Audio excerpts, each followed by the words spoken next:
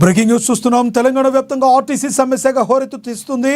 మేడ్చల్ మల్కాజ్గిరి జిల్లా కుషాయిగూడ డిపో వద్ద కార్మికులు భారీ ఎత్తున నిరసన చేపట్టారు. జేఏసీ పిలుపుతో రాష్ట్ర వ్యాప్తంగా రవాణా వ్యవస్థ స్తంభించగా కుషాయిగూడ డిపో నుంచి ఒక్క బస్సు కూడా బయటకు రాకుండా కార్మికులు అయితే అడ్డుకున్నారు. తమ న్యాయమైన డిమాండ్లను పరిష్కరించడంలో ప్రభుత్వ మొండి వైఖరి ప్రదర్శిస్తుందని కార్మికులు మండిపడుతున్నారు. ఈ సందర్భంగా ప్రభుత్వం కాలయాపన చేయకుండా వెంటనే స్పందించాలని JAC convener Upender Reddy demand చేశారు.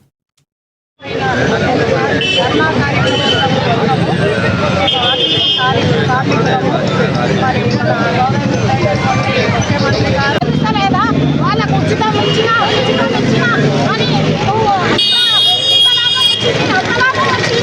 చెప్తున్నారు కదా.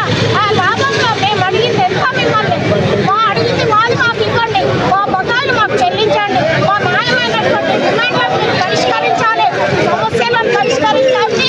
మేమైతే డ్యూటీలకు పోయేది లేదు, వేరే వాళ్ళను డ్యూటీలో పోతే కూడా మేము అడ్డుకునే పరిస్థితి ఉంది.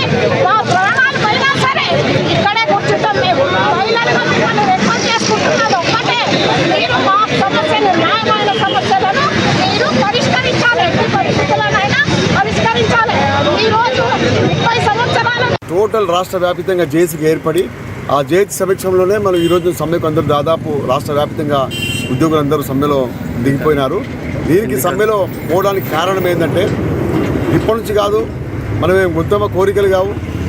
2019లోనే ఈ సమ్మెలో పోయినప్పుడు అప్పుడున్న ముఖ్యమంత్రి గారు 55 రోజుల సమ్మె మాతోటి చేపించి లాస్ట్కి ఎంతకైనా సరే ఏం చేయకుండా వాళ్ళు లాస్ట్కు ఆ విధంగానే మనం విడిచిపెట్టిపోయిండు.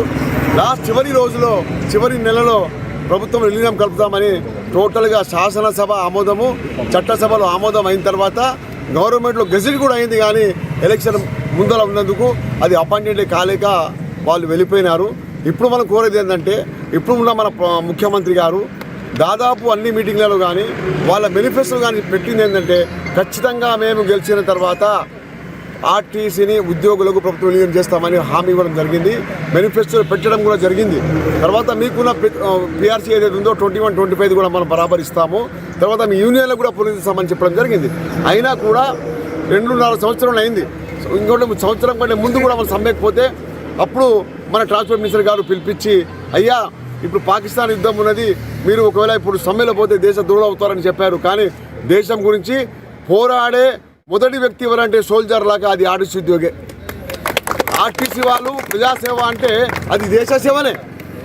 నిరంతరం ఎప్పుడు ప్రజాసేవలో వండుకుంటూ మహిళలతో కానీ ఇప్పుడున్న మహిళా ప్రయాణికులు కానీ దెబ్బలు తిన్నా కూడా వాళ్ళకి ఏం చెప్పకుండా సర్వీసు బరాబర్ చేసే సంస్థ ఏదంటే మన ఆర్టీసీ ఉద్యోగులే.